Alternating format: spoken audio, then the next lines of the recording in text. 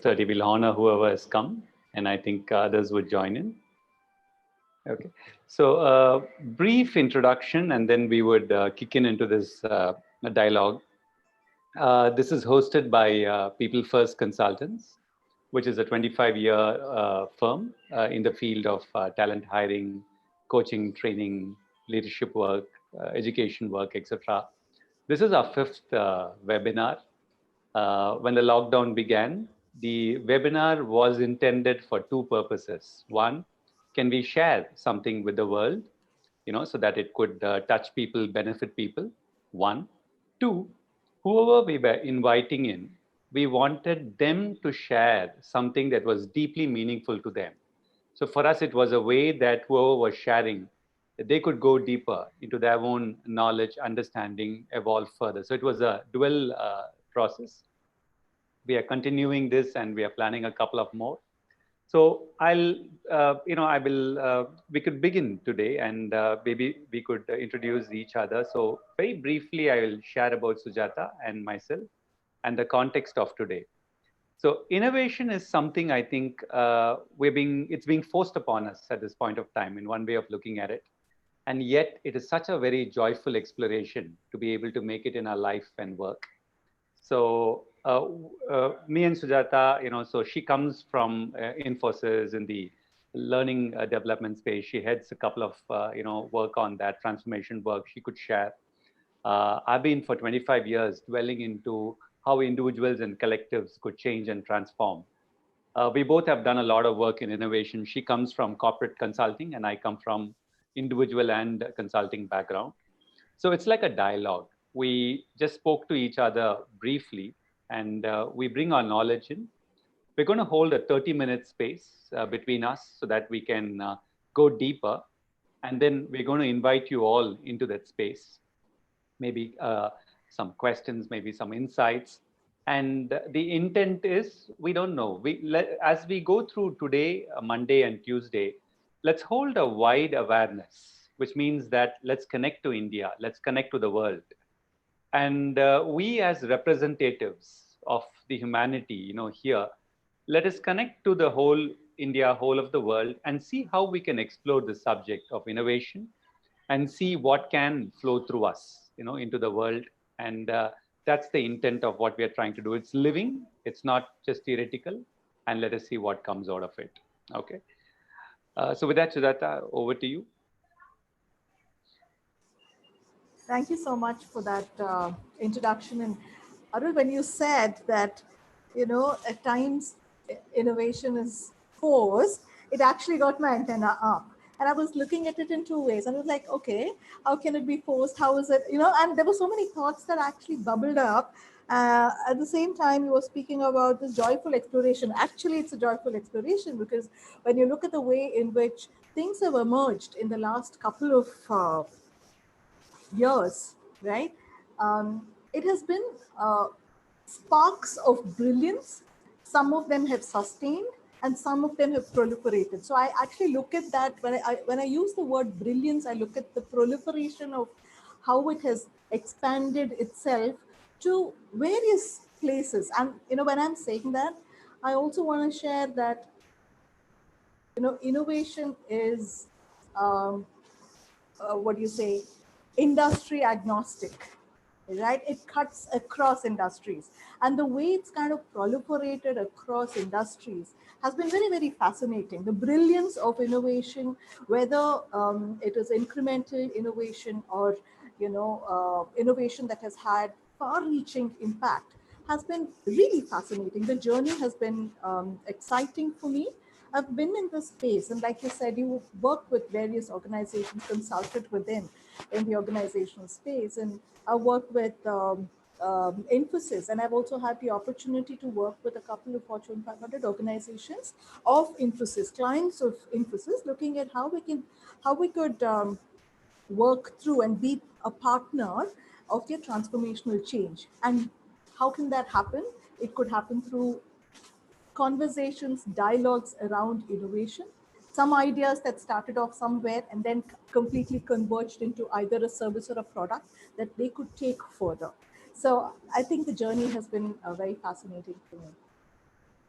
I want to add some to what you pointed out, and I'm picking two words from what you pointed out: brilliance and the flow of abundance, across industries.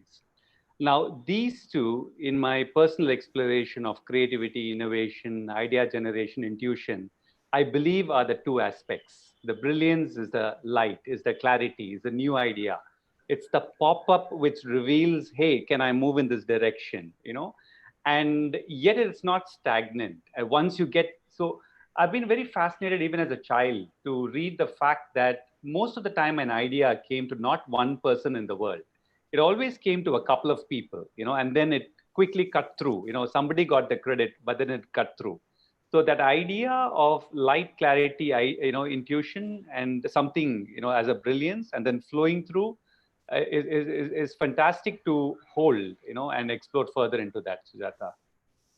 And I'm resonating with what you are sharing, Arul. When you spoke about creativity and the intuition part of it, right? Just yesterday, when I was mulling over this entire journey that I've had, that I really feel blessed that I've been exposed to different industries, different problems. It's not like when you get into working with a client, you don't see that light at the end of the tunnel. No, you don't. You see a lot of darkness, right? And that's where when I was kind of reliving a couple of these journeys that I've had with the client, I actually jotted this down, which is where does it start and where does it end? Right. And I had actually put it down like this, I'd put it as creativity and then the creative confidence to talk about it. Right. And David Kelly has spoken about it very beautifully. Kelly was the person in the D School of the Stanford University who actually came up with a shape and form around what innovation was all about, right? And how one of the inflection points for innovation was design thinking, right? How could we use design thinking in conversations and to drive and understand problems that people are facing? It could be individuals, it could be enterprises. So now coming back to what I was mulling over, I was looking at creativity, then the creative confidence, the ideation, right? That's what would, the creativity, creative confidence would fuel ideation, which would eventually lead to innovation. Now, to jump the gun a little bit, NEP, the new education policy of 2020, and the way in which they are restructuring this entire piece, right? And I was looking at what are some of the competencies that were being the focus earlier. If you look at it, it was problem solving, it was, some of these very watertight areas. And now we have moved into something which is critical thinking. We're talking about creativity, we're talking about something else that I actually picked up was the ability to infer, right? If we are able to help people infer, then understanding of the problem and thereof looking at a solution which would probably be an outcome of innovation is something that can be looked at a spectrum, so there are so many of these components that are coming into play. And I brought in the new education policy simply because this is a problem that we've been talking about for a long time. And if we are able to crack it, we're talking about a host of new innovators and thereby probably a growth in the economy of the country as well. And I'm just kind of, looking at how the small problem or the small address the larger problems. Yeah, perfect, Sujata. I'm going to share a couple and maybe invite you to go deeper, into some of the aspects. Yeah. I like the question that you put. When does innovation begin? A dark space, the problem, no end, no light at the end of the tunnel. I have often seen that human beings, at the workplace or otherwise, sometimes we are fantastic having an ostrich approach. We put the head into the sand and say the problem doesn't exist, That certainly doesn't pave way for a breakthrough to come through. I think the first invitation is, can you walk along with me, into the dark room, which is the problem? And can we, with whatever tools that we have, start looking around? I do have a question back into you. Maybe I have a couple of points, and then you could come in.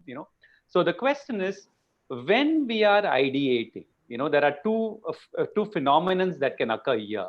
One is ideating individually. There are times it's birthing within a individual, or you could be ideating as a small group of people, in the organization, or otherwise even between organizations. At what time do you start sharing about the ideation? Because sometimes if you quickly share, somebody says, hey, you know what, that's the most stupid idea I've heard.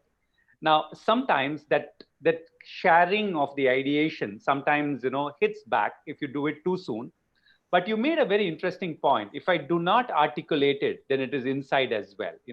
So at what point, maybe I have a third point which I'll come later, maybe I'll pause here. What do you think, and what's your personal experience with your clients, with your organization? When do you ideate, by yourself? When do you start articulating within your team? When do you start articulating into the larger population? What's your experience on this? And for that, actually, Arul, if I go by my experience, there has to be a culture within an organization, an enterprise. It could be a microcosm, it could be a large enterprise that we're talking about. This culture of and the willingness to share, right? The culture and the willingness to collaborate, I believe, is extremely important for innovation to be heard, to have a voice, and to be heard within an enterprise, right? And I'm going to share an example with you of how it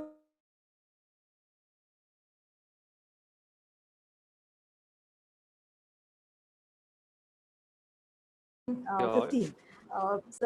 Our ex-CEO was actually in conversation with one of our independent directors, right? Am I audible? For me, it broke a little bit here and there. I'm not sure. Yeah, actually, Sujatha, we lost you a bit of lag. So either, Could you begin? Either you check if the location is good, and if it's good, that's fine. Second is maybe you'll have to re-articulate the example. We lost you at that point of time. or cut the video for bandwidth, Sujatha. Yeah, and you would like to, yeah. Perfect. Am I audible now? Perfect. You can begin the example again. Yeah, okay. Yeah.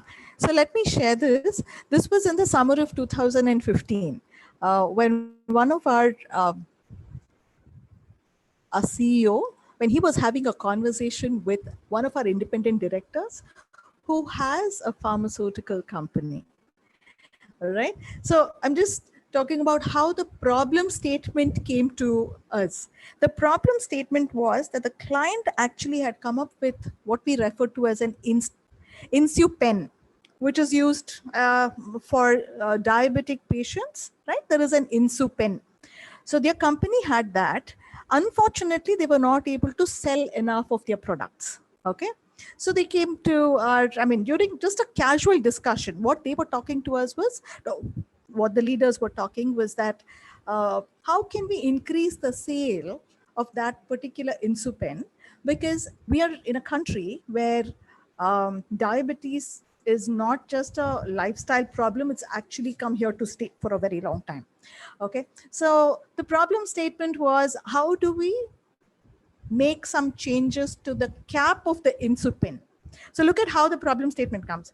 So now when the problem statement was shared with the innovation team, the team initially just started jumping into action mode and saying, hey, you know what? I really don't understand what the role of the insu pen is, right? Why is it that they want us to change the cap and the design of the cap of the insu pen? Right? What is going to be the outcome? Will it be able to drive revenues in such a manner that if we change the design of an insu pen cap, the entire thing is going to change? Now, we mulled over it for a while. Actually, it was, swimming through dark waters because we had no clue about why this problem statement had come up. And after a couple of discussions, we realized the importance of bringing in a cross-functional team, right? Earlier, it was just a technology team that had designed the InsuPen, right? And the manufacturing team, and they had actually got a partnership with a German client, and they came up with an InsuPen. And much later, we realized that that was not the problem at all. So we were swimming through dark waters for a long time. We had not found a solution, and here we had the leadership telling us that, change the cap of the InsuPen. What I want to drive home here is not just that the problem statements that come to us can actually put you up against a wall and you have no clue about where the problem has come from. To cut a long story short, we realized when we finally presented the design of the InsuPen, the cap of the InsuPen, that the problem was not in the cap at all.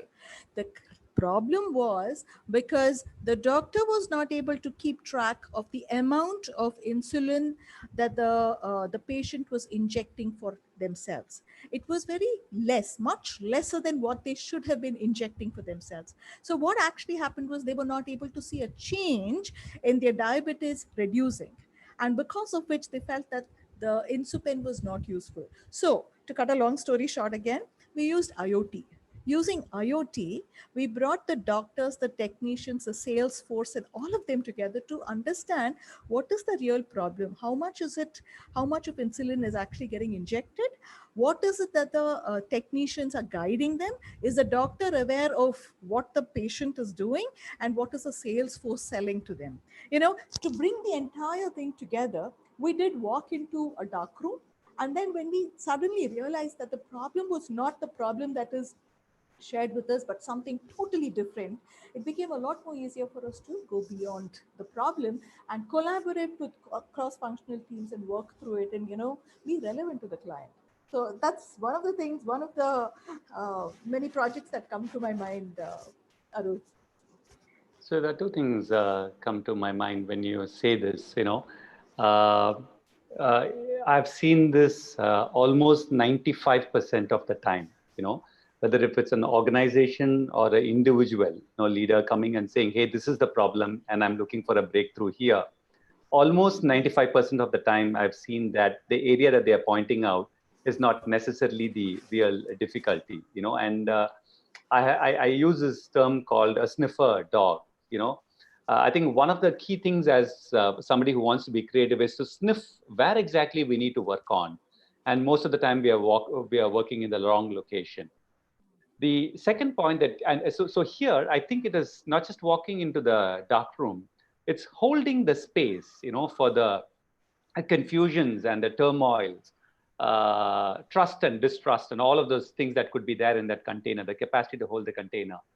The other example you said is extremely very true. Like in one organization, I was working actually with a research team. They were doing hardcore innovation research. The exercise that was a big hit there was we brought a cross-functional team, including secretaries and admin staff. We did an exercise where we cut them into groups, 4 or 5. Somebody states the problem. For 20 minutes, the other people go round and round and round and feed an idea into their ear. Nobody else will know. Most of the time, they get a fantastic breakthrough because some crazy stuff would come in that will trigger a neuron and they start seeing in a new direction. So I completely concur with what you're sharing. So Arul, I kind of like what you said, because that's exactly what has helped us as well, right? Because there have been instances where there have been wild and wacky ideas, and the whole purpose of reimagining the culture of an organization to drive innovation. If we are looking at the way in which we were working many years ago and then looked at innovation, it would have seemed like something which was really huge and very difficult to achieve. But what actually helped us was A, the cross functional team, and B, to suspend judgments, right? People can come in with different ideas. It can be big, small, trivial, whatever it is. Can we just hold our peace when someone is sharing an idea and respect it completely? Because you never know what can start off as a small idea can catapult into something which is very huge. And we saw that with one of our clients actually, where The problem statement that came to us was to relook at the energy efficiency of energy efficiency for the houses in Germany, a couple of the houses in Germany.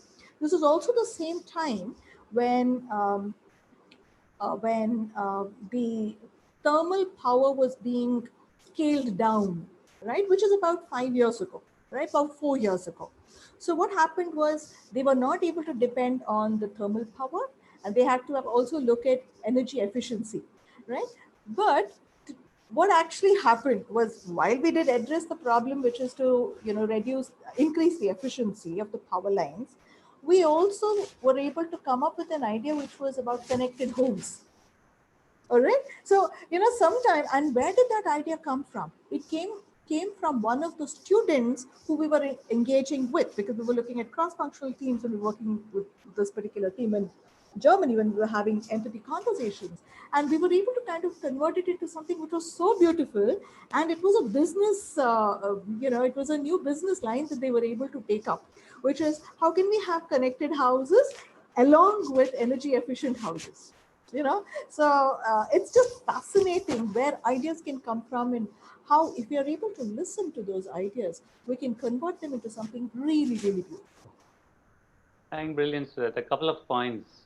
It brings us the difficulty of hierarchy, when we really talk about these things, in an organizational context.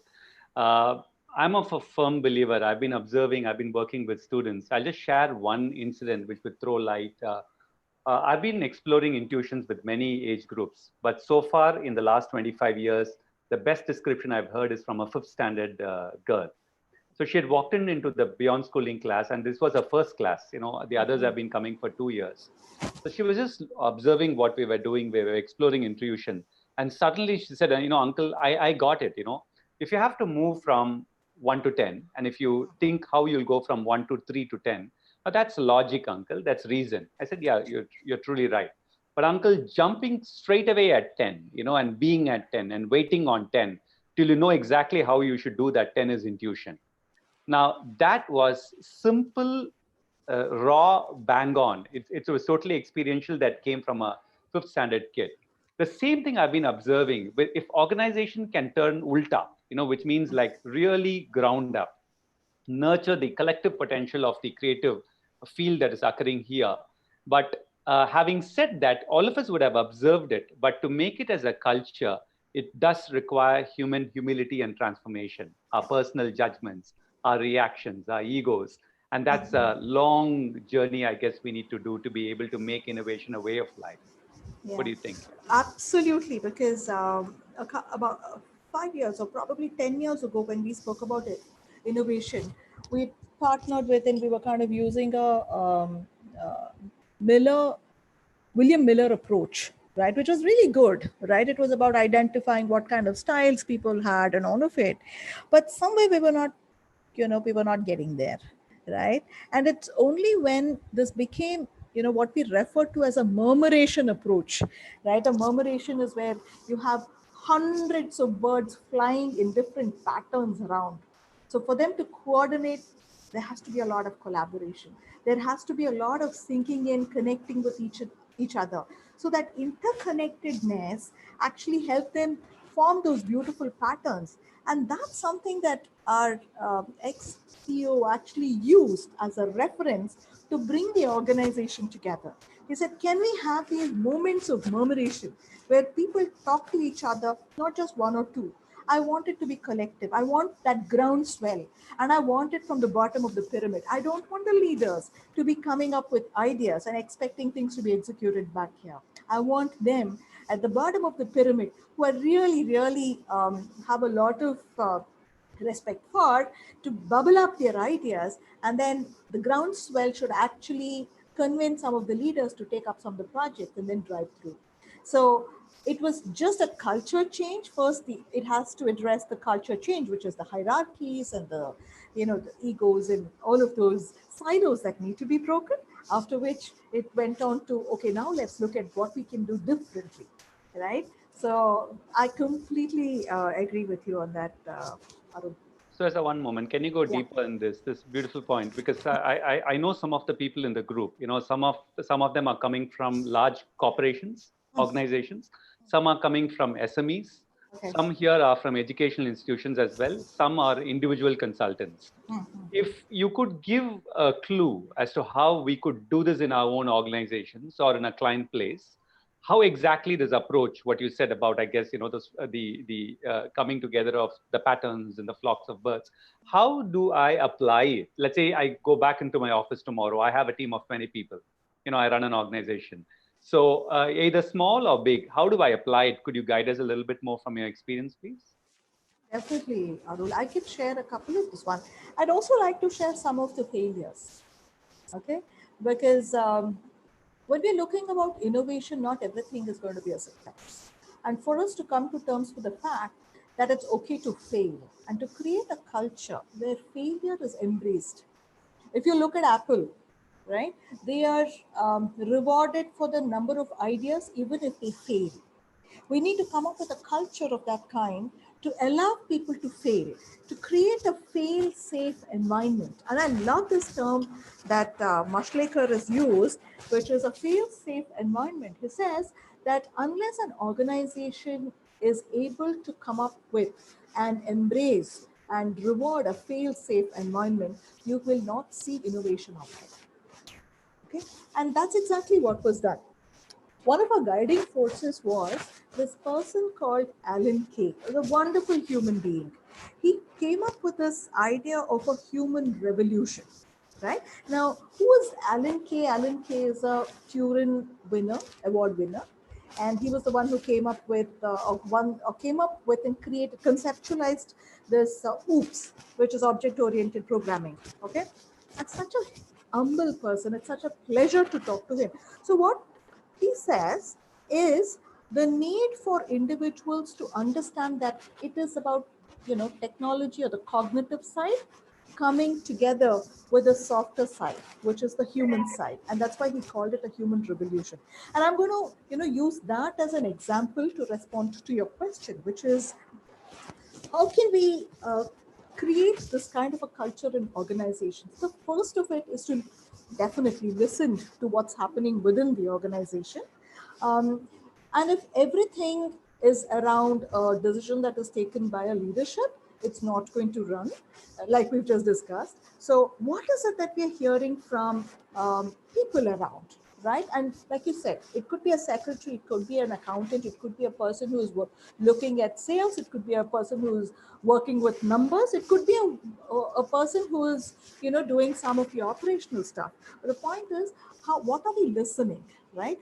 Do we really spend some time understanding the human component of the human pain uh, um, areas that they are going through, right? Just to give you a simple example, if I'm talking to a housekeeping person in a community or in an organization, my question is going to be around what's going to make you feel happy? What has made you happy in the last few days? What are some ups and downs? I'm not going to ask the person directly what the problem is, because that's where the cognition comes in, and they're not going to tell me what the problem is, because there's going to be a sense of fear of who is this going to be shared with. So to create an environment where you accept individuals and have a lot of communication flowing between people, within people, because these are some of the things that I've seen working in my organization. And when we've taken up projects on transformation for client organizations, this is something that we look at, which is a culture change.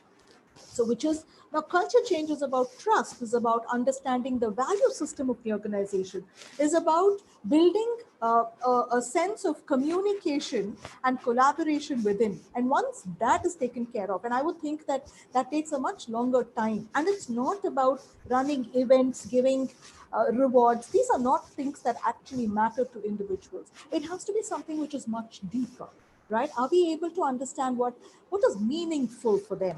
And once we are able to understand what is meaningful for the individuals, then we can start looking at that takes care of, to some extent, the culture of the organization, which would be the background to look at innovation, also to have conversations around innovation, then to look at the next step, which is now what is the problem.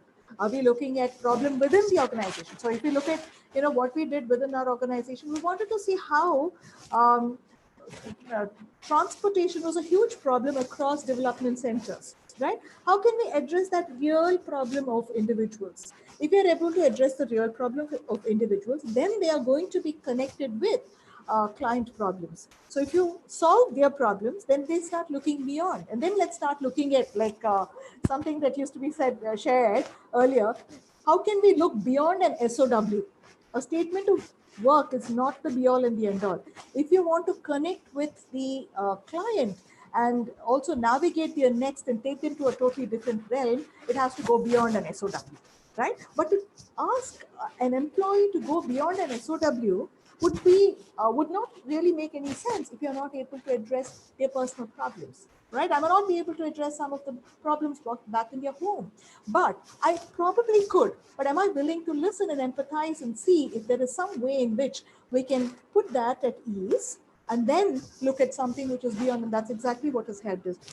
In order to do that, collaboration between business, collaboration between the technology tracks, the learning tracks, the sales, everyone coming together to acknowledge that even a simple problem is a problem, irrespective of who has spoken about the problem. And creating that culture actually made a huge difference. I hope that answers your question, Arul. It's a very rich, I think it's coming from experience, very rich answer, many areas for us to reflect on. One of the key things, apart from all the other things that you said, the capacity to have conversations for depth, is very critical, I feel. So for example, once for in an organization across several teams, we did this exercise of, we did it individually first. Hey, what's your life purpose actually? What are your core values? And then the next exercise, we did it in round circles. The next exercise is not what the company is articulating. What is your resonance to the company's vision and values, and how do these two meet? It was such a success to a point that one of the guys was even saying, Arul, we should patent this work and take it across. But, Wow. yeah, but it's a very simple thing of, and you're right, you cannot touch the depth if you're not touching at the individual level. Yeah. So this is wonderful, I would say, very rich, yes. Thank you so much for that. Arun, I also want to share with you, sometimes culture and values. If you're not able to understand the culture and values of the organizations that we're working with, and it happened to us when we were working with, they were, we were doing some work with Harley Davidson, and there were a whole lot of their employees who were rebadged and all of that. This was happening in Milwaukee. One of the things that we realized is things were just not moving, and we realized what the problem was. Um, there was a lot of knowledge transfer that was required from the client team, from the Harley Davidson team with us, but unfortunately that was not happening. And so there was this culture immersion workshop that had to be done, and when I was doing that, the first question was to understand each other's values, right? What is it that you value? Like you rightly said, right? Those inner conversations are so important. What is it that you value? And I respect you for whatever it is, right? And then get into what is it that your organization stands for. And then when we're looking at an acquisition, it, it becomes possible for them to appreciate the values that we stand for as individuals and as an enterprise. And without that, there was so much of resistance. And, it didn't start off just like that. We were wondering, and it became very operational at the beginning. We were telling them, oh, okay, these are the templates, this is how the knowledge transfer has to happen. And it didn't happen simply because the value immersion and the culture immersion hadn't really happened. And once we were able to crack that, and it was as simple as, we had some folks from Harley Davidson coming back and say, you know what, Sujatha, I have a Harley Davidson tattoo out here. And how can I now call myself an Infosys? Something like that. It initially, it actually hit me really hard. Like, it's so much a part of their life that they've not seen anything beyond that. And now you tell them that, after about 25 to 30 years of being in an organization, belong to some other organization. It just doesn't work. So these are brilliant, experiences that I'm so grateful to some of the failures along the way, because you make those mistakes and then you realize, hey, you know what? This is not meaningful for them. It might be meaningful for me and my organization. So I've got to break this entire thing and jump into something which is totally different. And, you know, the moving out of it and reach chartering new territories is something that has been fascinating. Perfect, perfect, perfect.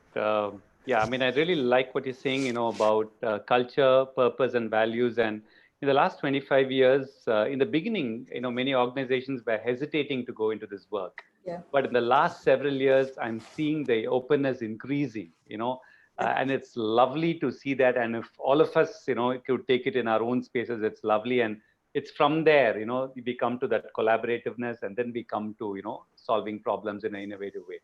So Sujatha, just a question in terms of how we go about. We're at 7:05. Yeah, I just Uh, noticed that. yeah. So, do you want to share a couple of more insights? Do you want to bring questions from others? Your choice.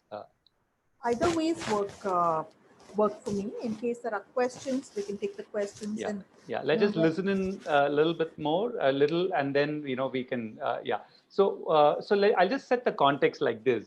So we're a small group, and I think we may not have the time, even if you're asking a question for introductions, like I'm from this organization, I'm doing that. That'll eat a lot of time. If you could take that away, if you could just come just with your name, for example, you could put it on chat or you can unmute, but let's keep a larger context of this dialogue. Can we connect to India? Can we connect to the world? What needs to be discussed amongst us? What needs to be collaborated amongst us? What needs to be said amongst us? So that the capacity for creativity and innovation across the world gets heightened by our 3-day experiment. In that context, maybe if a couple of you have a question, you could unmute without your introductions, just go to the point, or you can put it on chat. So Arul, there's one question on chat. You read it, Uma? Yeah, from Sarana Kumar. Your views about the influencing factors, people plus process plus practice equals innovation performance. Question mark. okay. All right. Yeah. So I think that's thank you so much, Sarvanan, for that. People plus process plus practice, okay, and is equal to innovation. So what I really like about your question is that fact about people, right? It's not just about metrics. It's not just about organizations. It's about people that you're looking at, which is going to be one of the drivers for innovation and the outcome. When you say performance, I'm thinking it's an outcome. Am I right in my understanding? Yeah, he's giving a thumbs up. Okay, yeah, thank you. Right. So as long as we are able to balance the process part of it and the role of people around it, yeah, there can be organizations that are very process driven. One of the things that we have seen is it doesn't mean that innovation doesn't happen out there, but if the focus is only on process, then you end up with incremental changes, right? It might take so much more longer for you to stay relevant in an industry. But if you're looking at how you can involve human capital, people out here, and you're talking about some of the processes, the rules, and the practices, I think it would take longer. Again, what is important out here is, are you looking at people playing a more important role, or processes playing a more important role, which is going to drive innovation, right? So as long as the blend is balanced, then it becomes a lot more easier to drive innovation. But if it's not about either or, it's together, right? If we can all have it coming together, it becomes a lot more easier to drive innovation. Sarvana, do you have any question on that? Yeah. Thank you. It was very clear. What you are telling is all the 3 ingredients are important. People is the base, and we need not stick to a process, but then it will yield to a very good performance. That's what you are saying. Very Absolutely. Good. And if it's going to help you, there is this particular if you can just visualize 3 concentric circles, one of it is about, the needs, right? Human needs. What are some of the things that are desirable? The next component is about, do we have the tools and the technology to address it? And the third component is about, do I have the means to achieve it? Right? At the heart of all of it, at the center of all of it, right, is where innovation happens. But if I get into a conversation talking about, do I have the tools and technology, or do I have the, this is the budget that has been kept aside for it, then innovation doesn't happen as rapidly as we would want it to happen. The focus needs to be on and that's why we call, we use it, in a design thinking approach, we call it human-centered design. It's user-centric. So I can come up with a whole lot of tools and solutions and services, but it has to be relevant. So if I bring in the relevance by understanding the needs of the human, the fraternity, and that's why that plays an important role. Okay. Okay, thank you. I think the next question is from Anto. So, can there ever be saturation on innovation? Is innovation finite or infinite? Thank you, Anto, for that question, which is, it actually makes us think, because, at some point you want to stop everything and say, hey, you know what, haven't we innovated enough? Like, if you look at what's happening now, it's not just the Halo glasses. We're talking about, what do you call it? You actually have human beings that you can clone and speak with as we are having this conversation with you, right? So, and that's the time when you want to step back and look at this entire thing and say, how far have we come? Isn't it good enough? Do we really want to explore anything more? Because you're talking about holograms. Yeah, thank you so much for that, Chandru. Yeah, the holograms. Okay. And so when you look at that, you realize, I think this is enough. I remember one of my experiences a couple of years ago when I went to a restaurant, and not a restaurant, I was checking into a hotel in some country, and there was nobody out there. There was just a robot doing everything for me. For a moment, I was excited. I looked at it and said, how fascinating is this? And then I was like, I'm just not okay with it also. So somewhere there has to be a human element coming in that makes the mistakes, that brings in those human errors and all of it. So is there an end to innovation? I don't know, because sometimes you feel that you've kind of reached a saturation point. But again, if you look at the kind of problems that currently exist, whether it is in the medical space or whether it is in the environmental space, I think there is a lot of room for innovation to be brought in, because there are a lot of problems that have not been solved. So we would like it to come to an end sometime, but the problems are not stopping, and that's why innovation will have to continue. Just on a humorous note, Sujatha, Yeah. recently we began a client assignment. This happens Okay. year on year. It's a 9-month assignment. So this Uh, time we are doing virtually. So at the end of it, the HR, the person who's in charge calls me and she gives me a compliment. Arul, fantastic. It was like a chatbot. I said, what? See, the whole 2 hour went extraordinarily well. Huh? It was the best that we have done so far. Her way of giving me a compliment is, Arul, you were like a chatbot. You you were fix there, all your neutral problems. way, non-judgmental way. You picked up everything. I was like, what? Are you complimenting me or you? So the world is changing. Yeah, The sure. world is totally changing. We're kind of immersed in technology, whether we like it or not. So there are a few other questions, but I did see Anto mic on. So did you want to say something? Okay. No, did that answer your question, Anto uncle? Yeah. Very well. Only one point. Where does contentment come? See, we are looking for innovation all the time, all the time, all the time. Will there be at any point of time what is called stability? Yeah. Will we be content with what is there?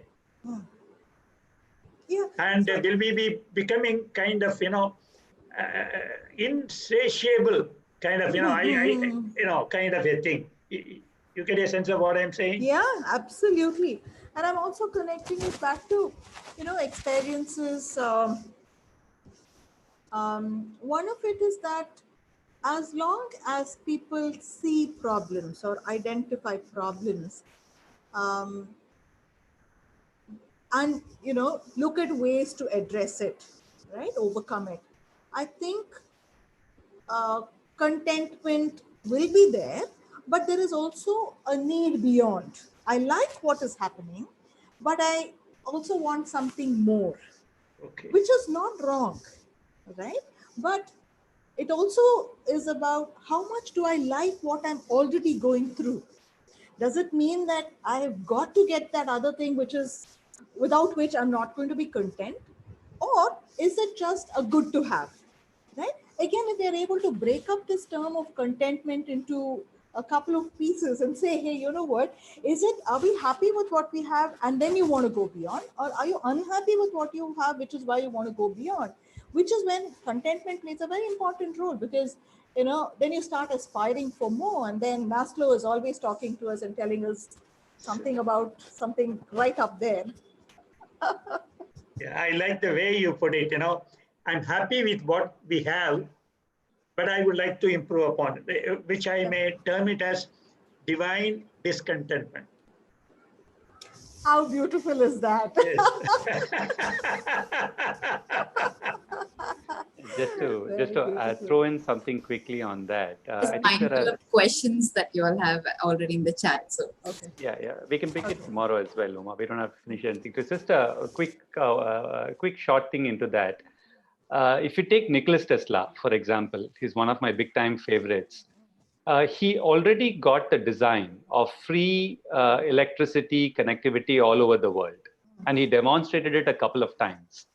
Now, for me personally, I've read quite a bit about him because I'm fascinated.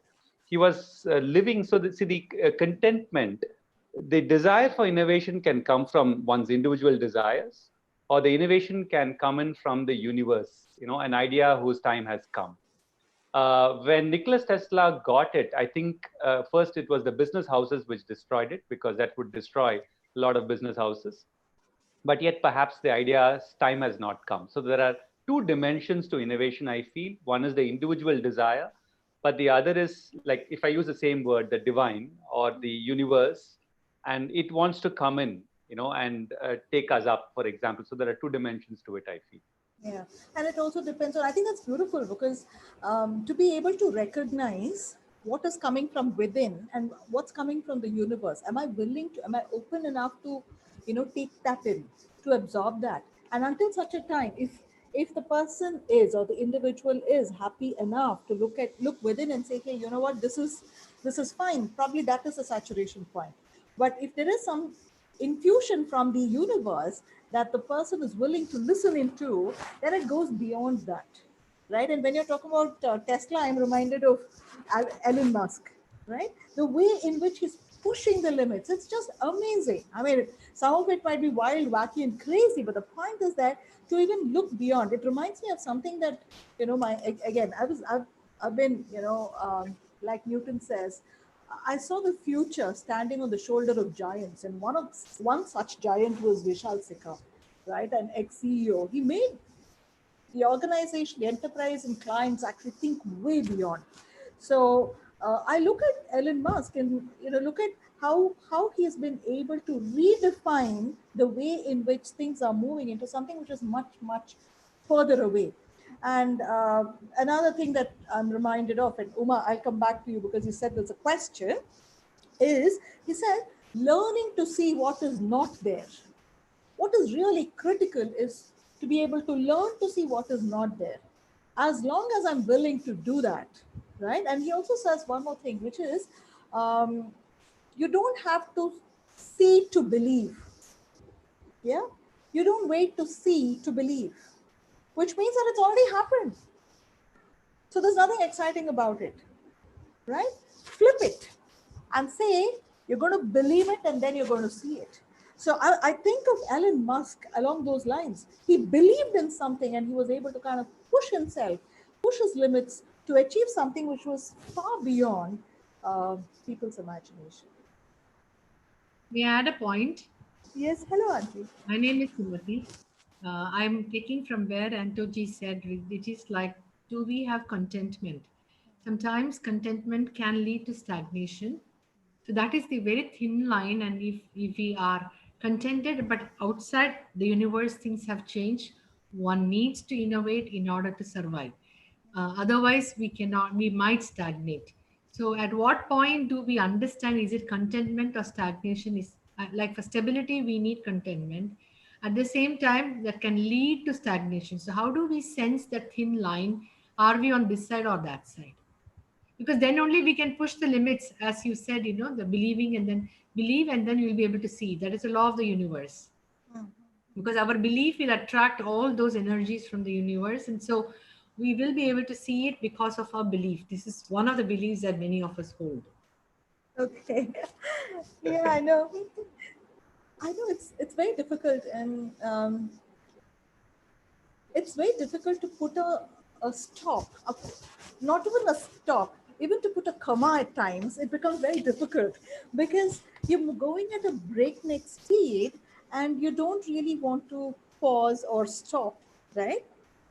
But when I've spoken to, as part of the coaching that I do, I speak to a lot of high potentials or individuals who've been high potentials. And at some time I've seen that something is not working, either they are quiet or they fade away, right? So when I've seen such instances, I've gone back to them, or there's been some particular team that has been doing phenomenal work. And at some point, we realize that it isn't really, they're not doing anything. So the environment plays a very important role there, right? One is about the belief. The person can believe and go through failures like we have seen the McDonald's and a whole lot of, successful entrepreneurs. But their environment also could play an important role, because if there are constant inputs that the environment is giving to say something is not okay, it doesn't fuel that imagination, it doesn't fuel that thought of going beyond. You start looking at, okay, I'm fine, probably this is the way the world is. And hence I feel it's not just the individual, the environment, and I think the divine intervention that you were talking about plays a very important role out there, because that can sometimes make or break it. But it doesn't mean that it's the same for everyone. There are some people who go beyond that and say, hey, you know what, I don't give anything to all of that. And it is something that is my belief and it's my dream that is going to push me to the next level. Yeah. Thank So you. yeah, you're welcome. Well, you could take a question. Okay. No, I'm really glad you all stayed on this. It was really rich in Yeah, performance. yeah. Thank you. So, and I can also connect it between, so believe and then, see it, and the, straight jump at 10 and see the intuition. I can see the connections that the two of you are bringing. So, going to the Thanks question. for calling it out. I think, that also reinforces it, Uma. So I'll just go, we have a few questions. So I think as Arul mentioned, we will have space today and tomorrow to take these questions. So let's just give the question its due.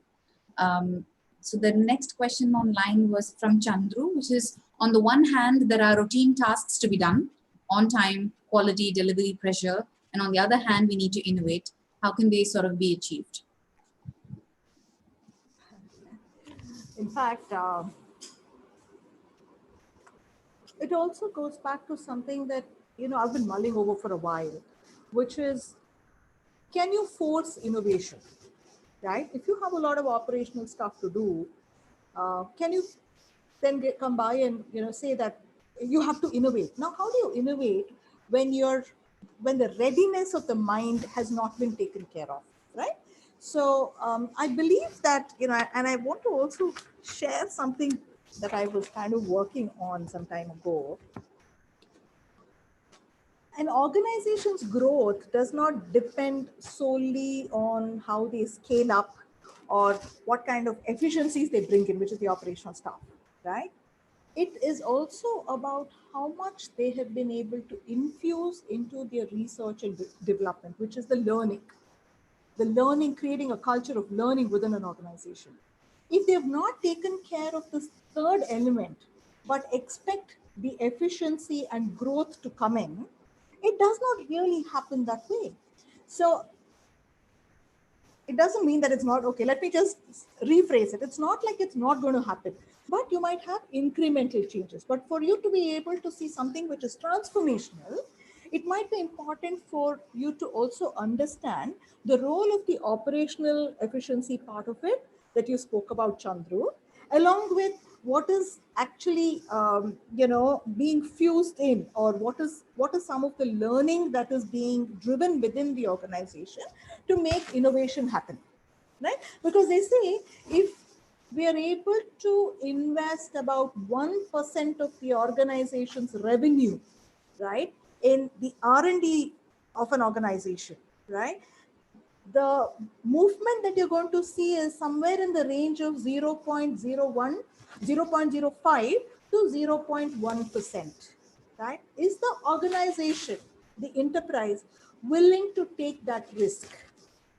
If they're willing to take that risk, they will infuse into the talent and the learning and the coaching and all of that, that entire, spectrum of activities. But in the absence of that, to expect some kind of a, let's say, disruptive innovation to take shape and form is a long ask, is a tall order. Okay, so I think it's also important, and where I'm coming from is while consulting with an organization in the UAE, they were looking at digital transformation, and as part of the digital transformation, while we did the brainstorming and engaged with all their stakeholders and came up with problems and solutions that emerged from the group itself, we realized that things were not changing 6 months down the line. They had not put anything into action because they had not taken care of some of the operational issues that were still gnawing into the time of the individuals. So it's important for us to actually step back. So Chandru, this is not to demotivate this entire thing. The point is that it's okay to push back to the organization and ask them why they want to innovate. What is the big picture of innovation, right? What is it that they want to drive? If there is going to be, please innovate, why? The Simon Sinek's typical question of why, right? Why is it that we've got to innovate? Because if we have to innovate, there has to be a reason. What is the relevance to the enterprise? What is the relevance to me as an individual? If I'm not going to be able to figure that out, I'd rather not go down the path of making some small little changes. But if you do ask that why question, and if you do ask, get the organization or the management to think about, so what next? What are we actually trying to do? You're opening a lot of windows and doors to great conversations and dialogues, which might result in something which is much beyond incremental changes. That's my thought, Chandru. Did you get your answer, or do you need something more? You did? Okay. Yes, thank you. Yes. Can I leave 2 questions to be taken up tomorrow? Sure, Anto uncle. 2 questions. Number 1 is scope and relevance of certain formal processes like Kaizen, suggestion scheme, and the normal organizational patterns, number 1. Number 2 is, you rightly mentioned about R&D team, research and development. Almost every other company has a research and development department. My question for tomorrow is it their prerogative to do the research and development and bring about innovation? Or to what extent, you get a sense of what I'm asking. Yeah. So can these two questions be taken up tomorrow? Thank you. Definitely. I'll take that up. And I have a great story to share with you, which I'll share tomorrow on Okay. Prox. Good. On Prox, which was done with Xerox. And it's Okay. about co-creation, right? Is it only an enterprise that needs to solve problems? How can we have handshakes between organizations? So I will take that up tomorrow. Okay. Super. I think in the same spirit, I'll just, sorry, Arul, you can say something. No, so we could pick another question. Maybe we're at 7:30, but maybe we could just do justice to one more question. Uma? Okay. So this from Sarita. How do you select with whom to collaborate? I don't know the context, but yeah. And I think that's a great question, right? Sarita, thank you for that, because, you know, we have our comfort zones, right? We like to collaborate with like-minded people. We like to collaborate with people who are an extension of the enterprise or the team that you're a part of, right? And it's kind of difficult to collaborate, or the belief is that it's difficult to collaborate with people who we don't know how it's going to add value to our journey. So one of my experiences, and based on what I've been trained on earlier, is for collaboration to happen, you really don't need to handpick people. They will emerge. If you have the right questions and if you have the right mindset, you will be able to connect, right? You will get those right vibes. And if you don't get the right vibes, you'll probably try again. There is always a way in which you can collaborate. A person from liberal arts background can collaborate with a person from a technology background, to a person in the music industry, to a legal field, because we're talking about competencies that are slowly blurring, right? And when we have a blurring of competencies, it's important for us to understand that each person comes with their own strength. And if you're able to go beyond just looking at who am I collaborating with, to what needs to be achieved, then we're not going to look at hand-picking people. Everyone's going to be relevant. Everyone's going to be meaningful. And everyone is going to bring everyone's going to add some kind of value into your journey and you to theirs. So those have really helped me, and I've seen that I have kind of also had inhibitions right at the beginning, many years ago, to look at, okay, how was this partnership going to work? And then I realized that it just emerges, and you'll see value in every person, and that belief is something that will take you to a totally different realm. I just want to add to that. I think that's most beautiful and really what occurs. Collaboration emerges by itself, like a Yeah. sniffer dog. That's a lovely metaphor I always have. You just have to sense that it's coming in, Yeah. and it comes through two ways. It comes either through resonance or it comes through dissatisfaction. Many times we miss the dissatisfaction part, but if we can have the neutrality to look through that, behind the dissatisfaction would be an aspiration, or they would want something, and bringing them into the table in an organic way is lovely. So it's a beautiful question, and emergence is the key here. Yeah, and the sniffer dog does its job well. True, yeah. Raj, I thought you wanted to ask a question.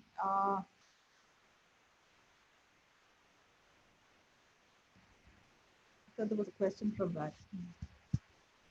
So there are a few more questions that I think we will take it tomorrow. So I have them noted in the chat. Do you want me to give you a heads up, or we can do that offline? I think we're at 7:35. Yeah, we can move it to tomorrow, or you can share some of them, and then I can bring it up during the conversation. Sharing is offline, Uma, so we don't take the group time. So maybe we can, we are at 7:35, maybe we can wind up at 7:40. So we're just extending only by 10 minutes because people could have their family time needs as well. Is there anything else that needs to be heard or said today that will benefit us, others, and the world as far as innovation is concerned? Do we take a question that is given in the chat? Sure. So this is from Ramachandran, how to cultivate, to embrace the culture of accepting failures of innovation outcomes. Yeah. I think it's also about, I somehow try to connect it with this piece called self-care. Sometimes I think individuals can be a little critical on themselves, right? When I say individuals, if you kind of extrapolate it, it can be teams, it can be projects, it can be organizations, enterprises, right? So it's important to kind of accept, right, that it's okay to make mistakes. It's okay to make mistakes, right? Haven't we made enough mistakes when trying to get onto the cycle or trying to walk or so many other times when we try to swim? Haven't we kind of done the wrong, taken the wrong plunge while diving? We've made a lot of mistakes, and that's what's gotten us here. It's made us stronger. So I believe it starts with us. If we are willing to accept our failures and say, hey, you know what? This is what I learned from that mistake. I made a mistake. Here's what I learned. Then it becomes so much more easier to go to the next one, next level, which is to say, okay, what next? Right? Um, this is at an individual level. Now, if you're looking at it collectively, I can give you one example. Uh, Something that happened many, many years ago, about 15 odd years ago. We had introduced a particular topic called Speak Up, right? Because there were experiments that I had run with a lot of entry new hires, and then we saw that when I was doing some kind of an experiment where I had the American hires and the Indian hires, I didn't see too many of questions coming up from the Indian hires. And somewhere I wanted to know what the reason was. And as part of that, it was hierarchy, different reasons, context, relevance, speaking, style, all that came into play. So we started training a lot of our employees on speaking up, right, to share views. Yeah. Then sometimes they would go into the teams after they finished their training. They would go into teams, and sometimes their managers would tell them, "Keep quiet. We're having this conversation with the client," and our entire purpose would be defeated because now we've already told them that they are not important or their ideas are not important, right? So it starts from something as simple as that, to start understanding and accepting that that person might make a mistake when they're sharing something with a client.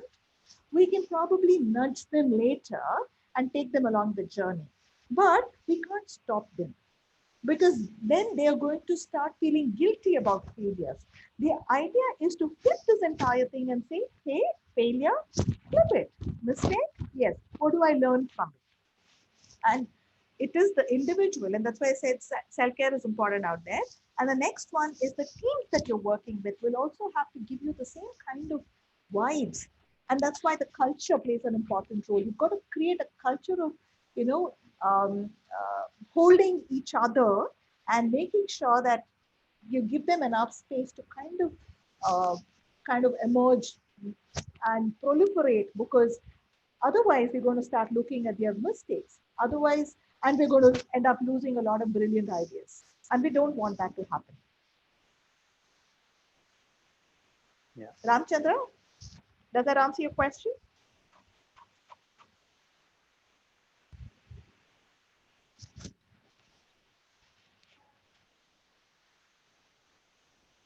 Yeah, so I think Okay. it would be good to close today. Okay. So I think there are many more questions. We will, yeah, Ramchandra, he said yes. Yeah, okay. Okay. So there are many more questions. We will take it tomorrow. So we have 2 more days. We will go deeper into this topic. You could invite any more friends of yours. It's perfectly okay. It's a dialogue that continues. And as an experiment, let's all hold space between us to really be innovative, creative for the next couple of days and see what happens in our life, as an experiment. Yeah. So, that any last points for the day before we close? Just that, I like like some of the points that have emerged, and I like the way in which you're asking us to kind of direct the energy to the larger part, which is India, the world, right? Where can we take innovation to a totally to a different level, right? How can we go beyond? And I think that's a great way to look at innovation also, to say it is not within the confines of what you are doing. It can definitely go beyond. And it also gives me some thought about if we have to identify innovation that can happen beyond, um, what are some of the problems that we're actually looking at addressing? Yeah, because if we identify a problem, it becomes a lot more easier for us to think beyond and in different directions. But then what is it? What is it that we want to change, right? Or where do we want to take the current, how do we want to reimagine the world, right? These are some of the things that actually come to my mind when you say, let's look at innovation in the country and beyond. Perfect. We continue. Yes. Thank you so much. Okay. Thank you, everybody. Thank you, See you everyone. Have a tomorrow. great evening ahead. Bye-bye. Thank you all. Bye-bye. Thank you all. Bye-bye.